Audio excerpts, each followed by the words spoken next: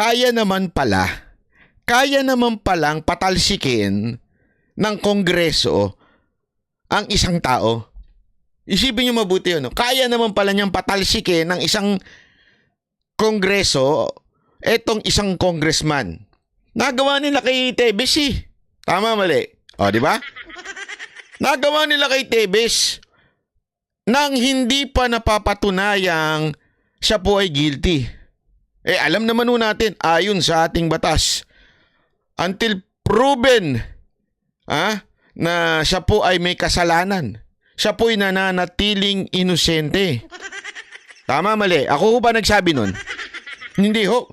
Konstitusyon natin yan. Unless a person is declared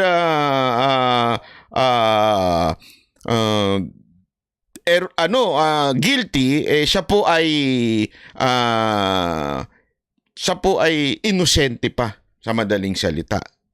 Isipin niyo na mabuti yun. So, therefore, si Tebes ay inosente pa. Tama, mali? Di ba? Si Tebes po ay inosente pa. Pero bakit? Di ba? Bakit kagad i-declare na erorista?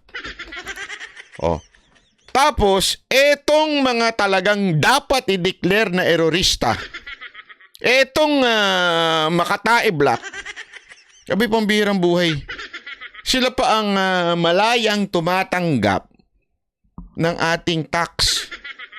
Pahay kayo dun? Hindi, tama, mali. Isipin nyo mabuti yun, ha? Ako, hindi ako pahig doon.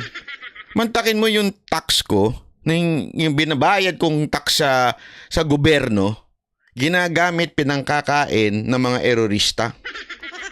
Pahig kayo nun?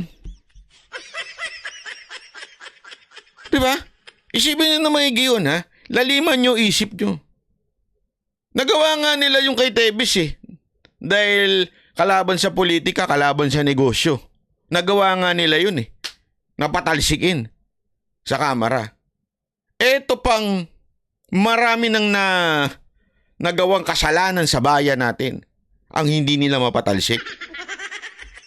Alam mo, gusto, nako. Ay, nako.